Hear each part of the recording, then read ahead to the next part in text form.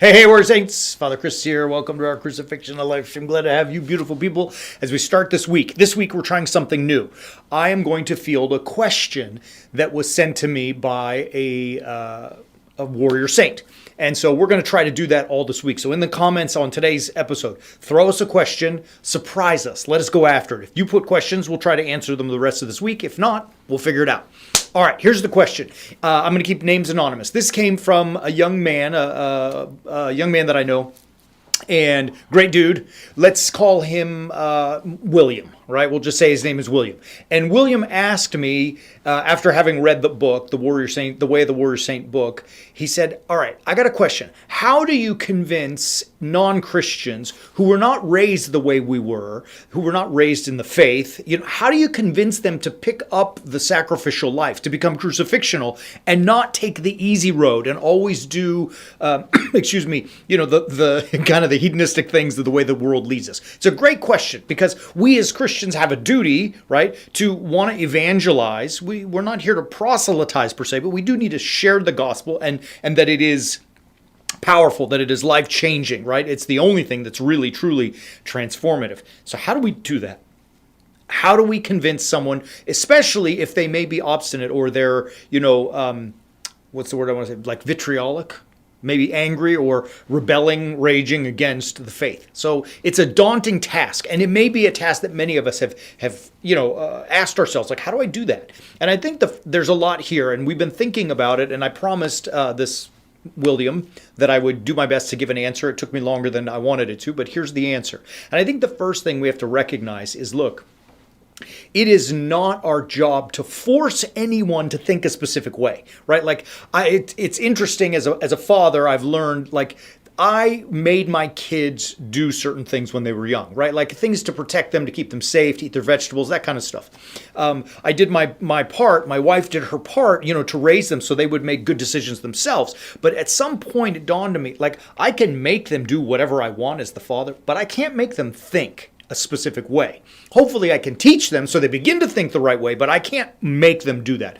And even more so, it's not my duty to make them think a certain way. If I'm a good father, a good, someone who teaches them well, I teach them how, not what, to think. And thanks be to God, both my girls think wonderfully. That kind of paid off, right?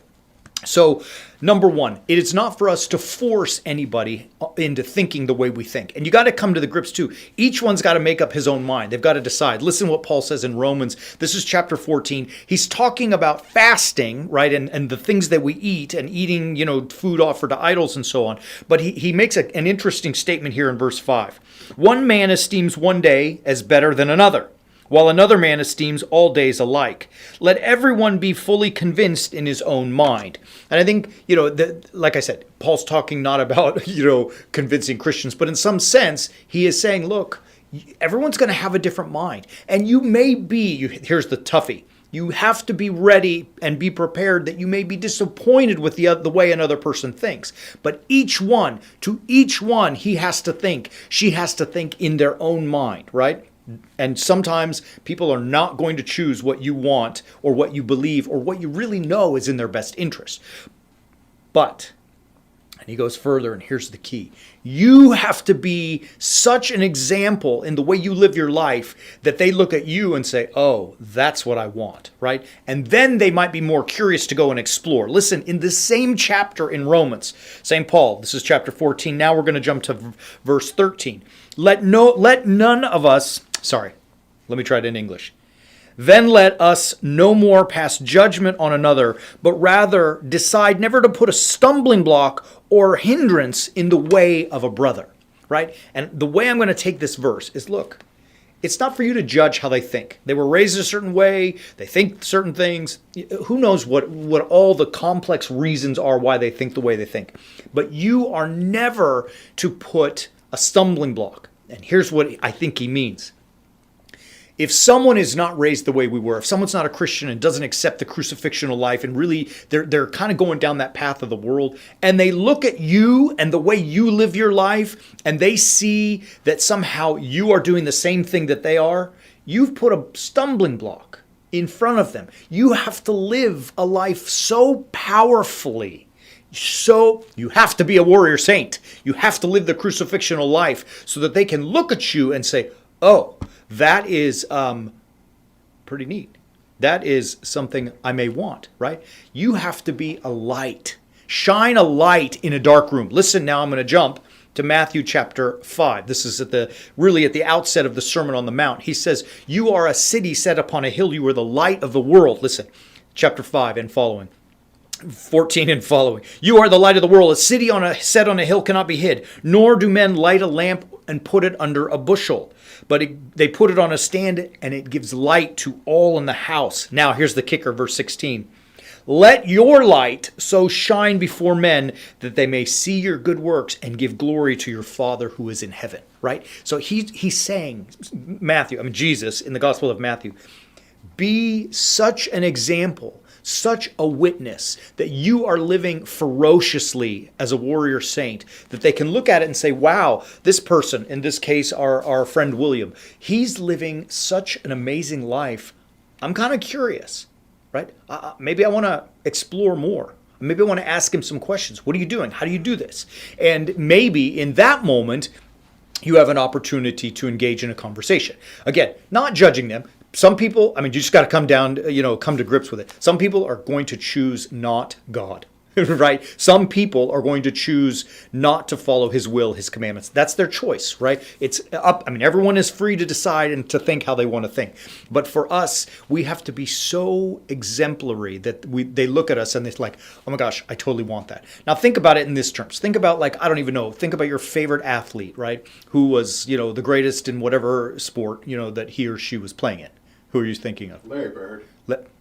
Magic Johnson. Greg just said Magic Johnson, the great Laker. All right, he didn't say Magic Johnson. But think about like your favorite athlete or, successful person who's successful in their industry and whatever it may be. And you look at them and you're like, I want that, right? I want to be able to do that. You're going to see that in all of them, in all of their lives, there's one common factor, and that is crucifixional living. They may not call it that, but that's it's the common thread throughout life of success, because the crucifixional life says when you want to quit, go more. When you want to cheat, stay straight. When you want to take the easy road, get after the hard stuff and dig and grind and fight through all the hard stuff. You will see, like, no athlete wins their championship without doing that and living a life like that. No businessman or woman succeeds without grinding through. There is no overnight success. There is no one-hit wonder. Sorry, there are one-hit wonders, but there's no overnight success, right?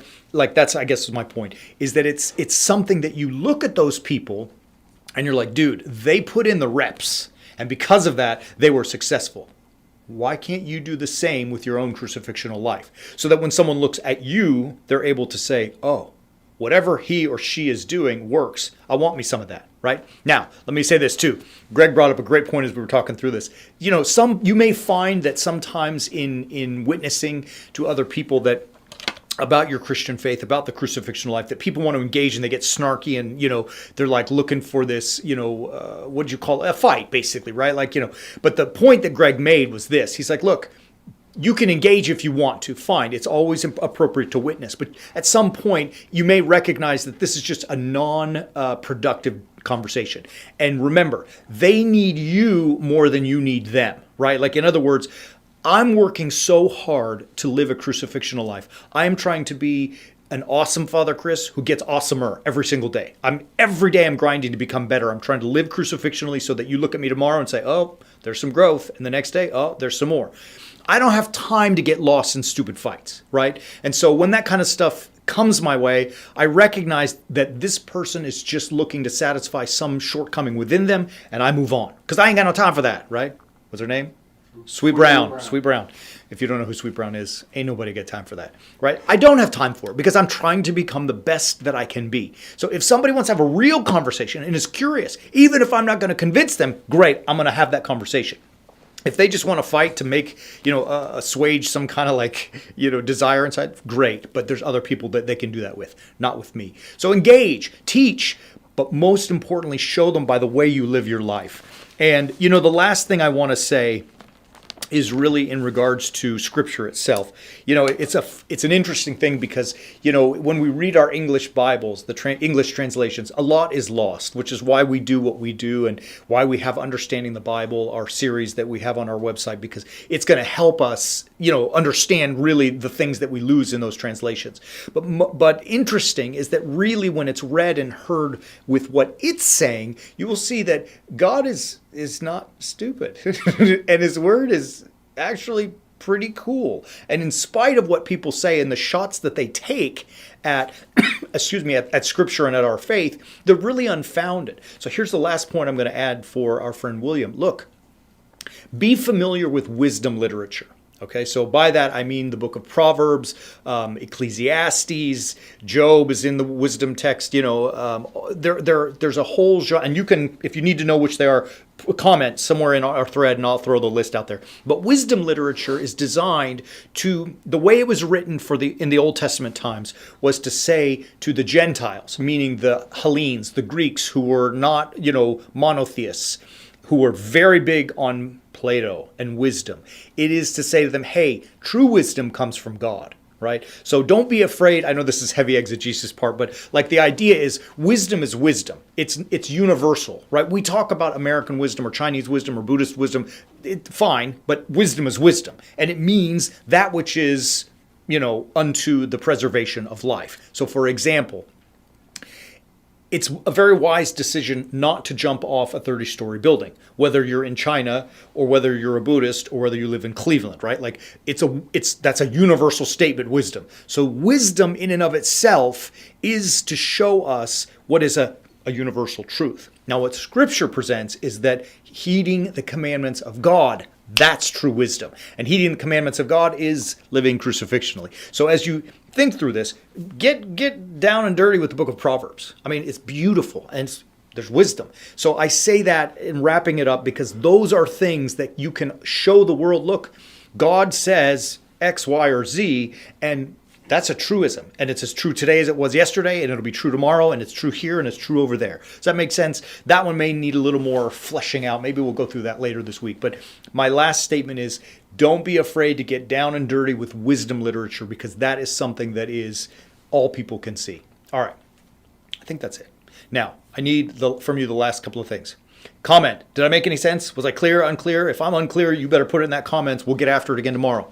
Number 2, if you have any other questions you want us to address, put them down there. We'll get after it. We're going to give it a shot this week. It's kind of fun. And let's interact. Comment with us. We try to respond to everything so we can have a conversation of sorts. Don't be shy to do that. Don't be afraid to do that. And we'll get after it. We're going to give it our best shot. All right, we love you. We'll be back tomorrow, hopefully with some of you who put down a question, and we will try to answer it. Until then, as always, keep walking on the way of the warrior saint.